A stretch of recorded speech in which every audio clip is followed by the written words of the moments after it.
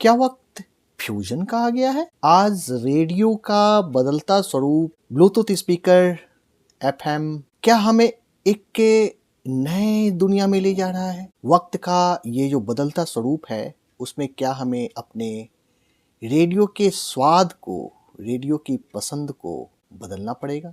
तो जनाब, आज इस विषय पे हम चर्चा करेंगे इन दोनों प्यारे छोटे रेडियोज के साथ।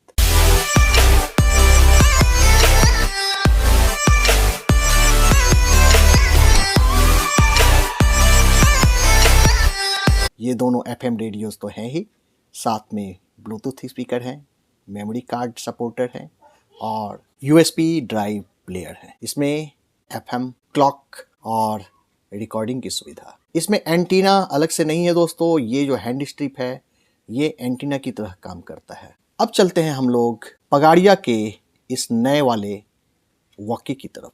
मोड चेंज एमकेटे के इस मॉडल में यहाँ से इसका डेडिकेटेड की दिया हुआ है मोड के लिए, और इसके लिए पगाड़िया के न्यू वॉकी में मोड को चेंज करने के लिए यहाँ से दिया हुआ है। फर्क है दोस्तों कि इसमें क्लॉक नहीं है, और दूसरा इसमें ये रिपीट बटन जिसमें कि आप सॉन्ग को रिपीट कर सकते हैं, और इसमें रिपीट मोड नहीं है, इसमें रिकॉर्डिंग नहीं है। आप अपनी आवाज़ इसमें रिकॉर्ड नहीं कर सकते हैं, और इसमें आप अपनी आवाज़ को या किसी प्रोग्राम को रिकॉर्ड कर सकते हैं। एफएम से रिकॉर्ड दोनों में ही नहीं होता है। एक और बड़ा फर्क है दोनों में दोस्तों कि ये आपके लैपटॉप या कंप्यूटर से कनेक्ट हो सकता है। साथ ही लैपटॉप और कंप्यूटर के लिए ये स्पीकर का भी काम करेगा।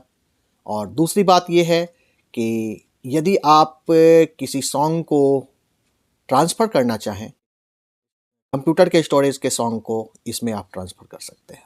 चर्चा किया था मैंने कि क्या वक्त फ्यूजन का आ गया है। फ्यूजन मीन्स दोस्तों कि दो चीज़ें जहां मिलती हैं। पहले रेडियो का स्वरूप, क्लासिकल स्वरूप जो होता था, उसमें 3 बैंड होते थे, और वो बैंड होते थे मीडियम, शॉर्ट पहले, उसके बाद एफएम आया तो एफएम के साथ 3 बैंड होने लगे। आज के बदलते स्वरूप में मीडियम और शॉर्ट वेव्स पर धीरे धीरे स्टेशन कम होते चले गए, और शॉर्ट वेव्स पे तो अब सिलोन भी आना फिलहाल बंद है, पता नहीं वो कब स्टार्ट होगा। मीडियम वेव्स पे प्रसारण अच्छे होते हैं, मीडियम वेव इन दोनों में से ही किसी में नहीं है।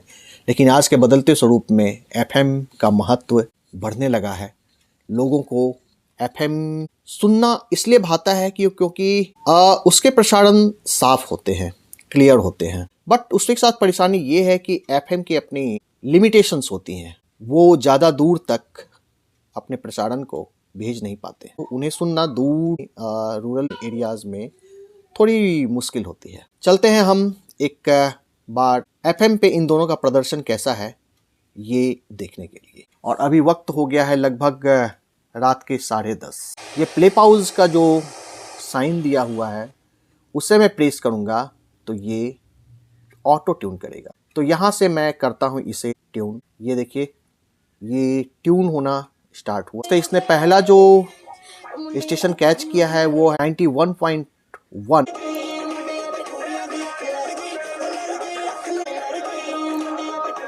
चलते हैं नेक्स्ट स्टेशन की तरफ।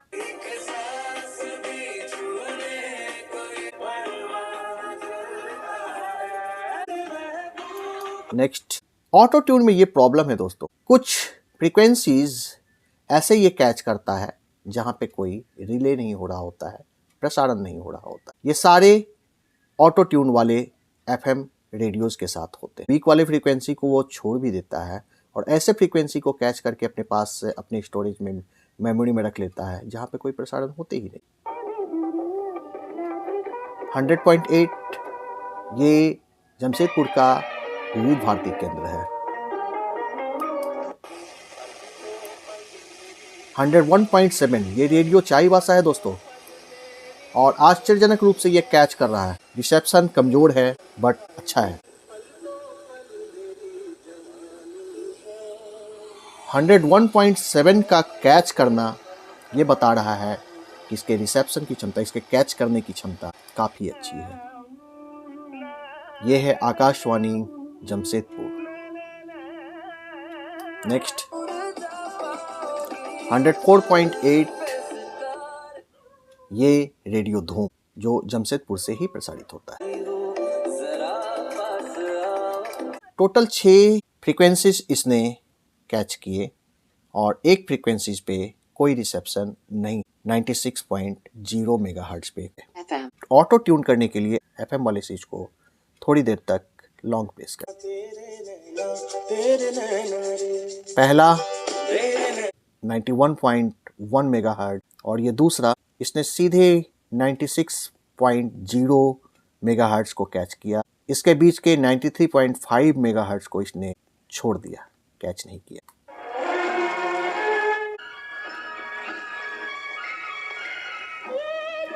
आकाशवाणी का विविध भारती केंद्र जमशेदपुर 102.0 इस पे कोई प्रसारण नहीं है।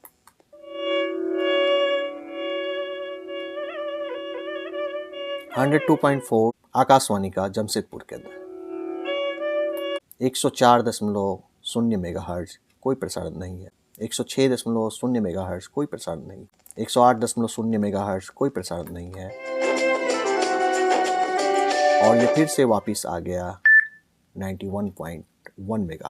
इसने बहुत सारे ऐसे फ्रीक्वेंसीज को कैच किया जहाँ पे कोई प्रसारण है ही नहीं, और कई सारे ऐसे फ्रीक्वेंसीज को इसने छोड़ दिया जिसे पगाड़िया वॉकी ने कैच किया था, जैसे 93.5 रेड एफ। तो हम मैनुअली से फीड करके देखेंगे कि क्या वो कैच करता है। ये देखिए, इसने कैच किया लेकिन इसे मैनुअली फीड देना पड़ा। और दोस्तों, ऐसा कौन सा स्टेशन इसने और नहीं पकड़ा? 101.7 जिसे पगाड़िया वॉकी ने पकड़ा था, जो एक काफ़ी वीक स्टेशन है जिसे पकड़ने में बहुत सारे रेडियोज़ को प्रॉब्लम होते हैं। 101.7 मैंने इसे मैनुअल फीड दिया। देखिए दोस्तों, यहाँ कोई भी आवाज़ नहीं। देखा ना दोस्तों फ़र्क?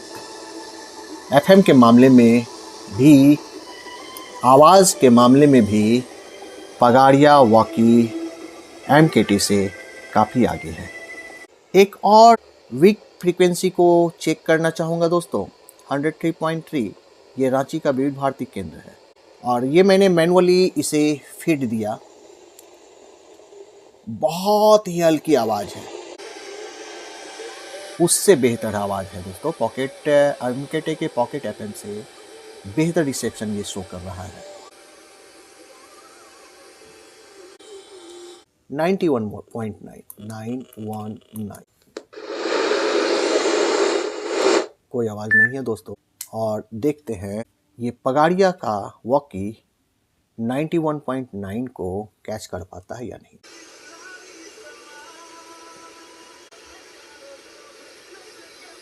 दोनों के कंपैरिजन किया हमने एफएम के रिसेप्शन की, तो पाया कि सेलेक्टिविटी और सेंसिटिविटी भी दोनों में एफएम पगाड़िया का वॉकी एमकेटी से काफ़ी आगे।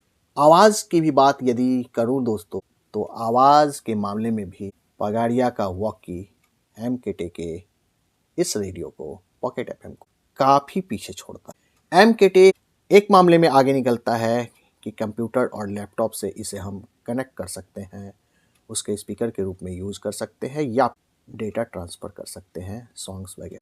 ब्लूटूथ पे दोनों ही बेहतर काम करते हैं। साउंड के मामले में ब्लूटूथ हो कि यूएस ड्राइव हो, या पगाड़िया का न्यू वॉकी काफ़ी आगे निकल जाता है एमकेटी के इस पॉकेट एफएम मॉडल से। आप ज़रूर बताएं हमें, आपको इन दोनों में से किसका प्रदर्शन बेहतर लगा एफएम पे। आपके निर्णय की मैं काफ़ी इज्जत करता हूँ।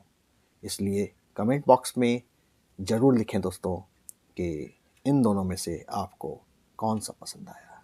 और एक बात मैं कहना चाहूँगा दोस्तों कि आज के बदलते स्वरूप के अनुसार कुछ रेडियोस तो ऐसे रखने ही चाहिए जो कि ब्लूटूथ स्पीकर भी हों और एफएम पे भी अच्छा काम करते हैं। इसके साथ ही दोस्तों मैं एक रिक्वेस्ट करना चाहूँगा कि आज भी रेडियो जिंदा है और रेडियो लवर्स अभी भी अच्छे अच्छे रेडियो की तलाश में रहते हैं।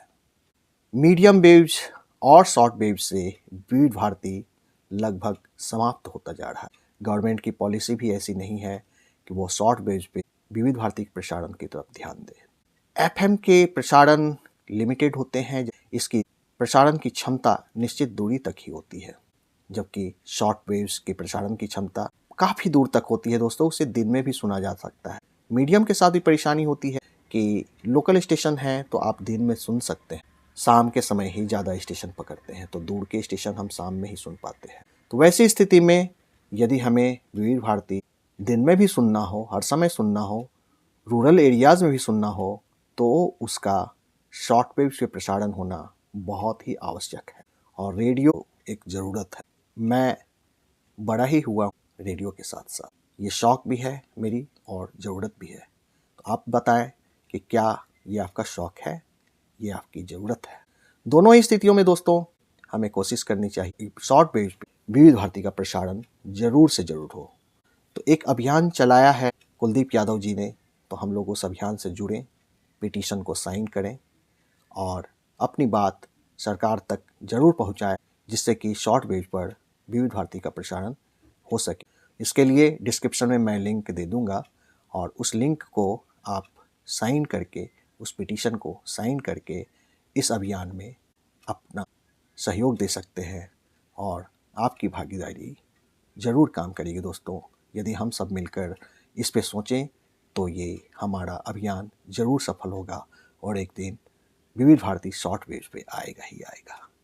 धन्यवाद दोस्तों, मिलते हैं अगली वीडियो में कुछ खास लेकर। मेमोरी कार्ड पे इन दोनों की प्रदर्शन की बात बाकी रह गई, और भी कुछ बाकी रह गई हो तो क्षमा करेंगे, क्योंकि बहुत ज़्यादा लंबा वीडियो हो गया है। नेक्स्ट वीडियो में इन दोनों के कंपैरिजन वाले वीडियो में आप लोग जो चाहेंगे देखना, अगले वीडियो में ज़रूर शामिल करूँगा। अन्य भी कुछ छूट गया हो तो आप हमें ज़रूर बताएं, कमेंट्स बॉक्स में ज़रूर लिखें, जिससे कि मैं उसे अगली वीडियो में शामिल कर सकूँ। धन्यवाद दोस्तों।